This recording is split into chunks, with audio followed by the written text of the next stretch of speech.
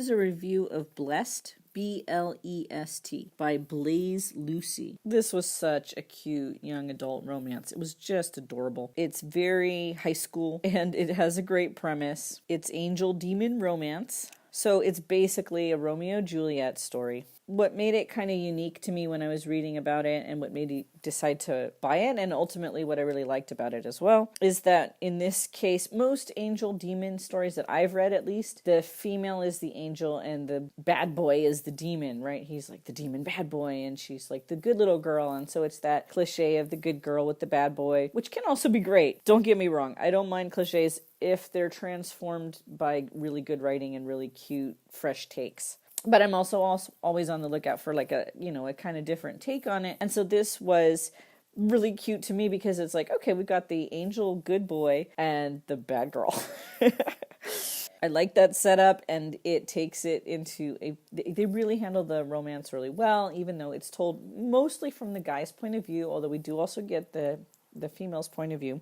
I think it's Jim and Claire. So we have some of the usual kind of angel demon world building here. It's got its own setup, but it's pretty standard. There was a different plane of existence where the angels lived. They had a fight with the angels over how human beings should be treated, if the human beings should be allowed to make their own decisions. The demons are a little strange in that they're kind of like super chaotic libertarians or anarchists, so they don't believe in any rules at all. That only applies to them. They didn't think humans should have the right to free will. The angels, on the other hand, are kind of like, well, let's put it this way. The mother of one of the teenager angels is the principal of the school, and they're kind of like the principal of your school. They're like the rule people. This is the rule. You have to do this. You have to do that. But on the other hand, they're also the ones who said that human beings should have free will, which I think is all pretty standard as far as most cosmologies of angel demons in fiction go. They have a constant war on the field, which is what they call the earth, which is kind of cool,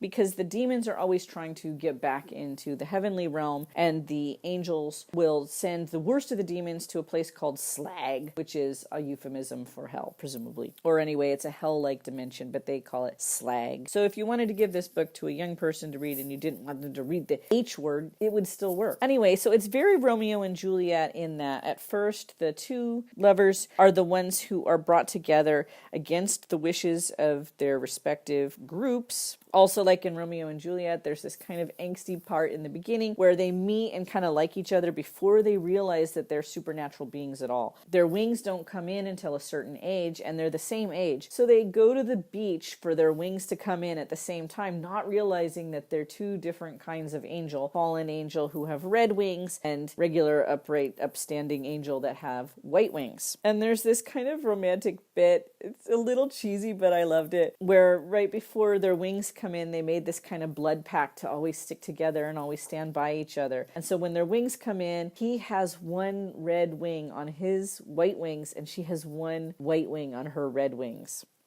But then they find out that they're from opposite teams and their respective cliques in the high school, because there's a demon clique and an angel clique at the high school. It's so funny.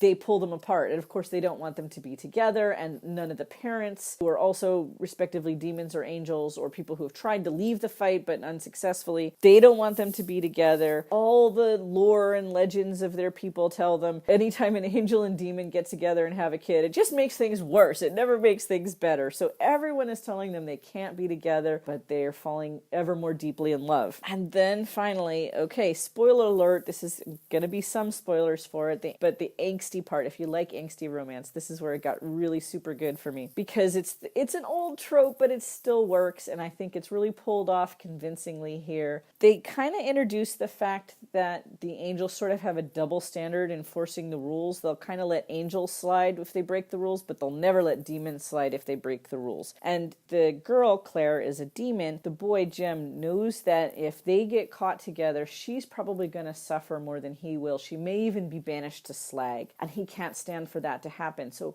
for her own good, he has to break up with her. Now, I know that's a cliche, but it really makes sense. I thought, yeah, that's really what he should have done if he really loved her. I could really believe it. So, of course, it doesn't go well because she's so hurt that she decides to embrace the dark side, so to speak, and she's gonna become a real demon. Up until now, she hasn't really had her heart in being the whole, agent of chaos thing, but now she's like, fine, I'm gonna go smash windows, I'm gonna go push people off boats. If I'm gonna be a demon, I'm gonna start getting my nose pierced, and I'm gonna go bad.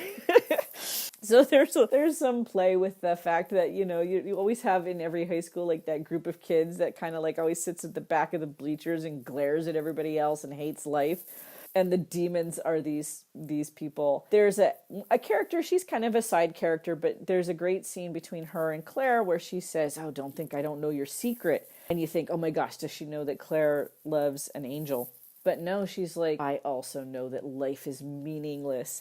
It's so emo, and it's so great because, like, come on, everybody had a friend like that, right? Or somebody was that friend who was just like, yeah, life is meaningless. And so she has her own reason for wanting to get back into this heavenly realm because she's like, it's got to be better than this. And I just thought it was great that each of the demons had their own separate, very personal reason for investing in this fight and thinking that all their problems would be solved if they could just get back into the heavenly realm. And so it gives all of their otherwise sort of like meaningless violence, there's a motive to it, and it makes sense, and it's brought down to this very human level.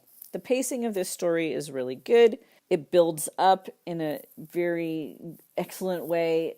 I couldn't quite tell if it exactly followed plot point by plot point Romeo and Juliet. I kind of felt like it was sort of parallel, but not exact. It's not an exact retelling, but it's very in that spirit. But it leads up to this major, climax, a battle between the two sides, a betrayal between the lovers, and there's some sacrifice. And in order to open the gate that leads to the heavens, one angel and one demon has to die, and in order to close it, an angel has to sacrifice his or her own life. So I don't think I need to give any spoilers for this book. I think I've given enough that you can decide for yourself if you want to read it or not. Writing-wise, I thought it was very well done. The pacing was great. The romance was handled very well. The coming-of-age story was handled very well. There was, wrapped up in this was a very good coming-of-age story as the main hero goes from being kind of a bullied wimp to, not only finding his wings, but finding his strength, learning to stand up for what he believes in and for the people he believes in. And yet there's a lot of room for growth too. So I think this is probably the beginning of a series. And I imagine that I know where it's going to go. But I don't know. I could be wrong about what the direction it's going to go. So I'll look out for another book in this series. I really enjoyed it. I'm not sure how the romance will be handled in a second book, or if it could be as juicy and as angsty. But I did enjoy the world, and I enjoyed the character building, even aside from the romance part. So overall, just a really good young adult, high school age young adult, because the young adult has been sort of morphing into new adult books with some more serious, really serious themes sometimes. This one, even though it has angels and demons, I think it's still very appropriate for a high school reader or even a middle-aged reader who reads more mature books. There's no explicit anything. They kiss, I think, is the extent of where things go with that. And it was just a fun, good read. I haven't read a really solid young adult fantasy that just felt really high school, but that I still enjoyed it reading it as an adult. Okay, so that's it. Tara out.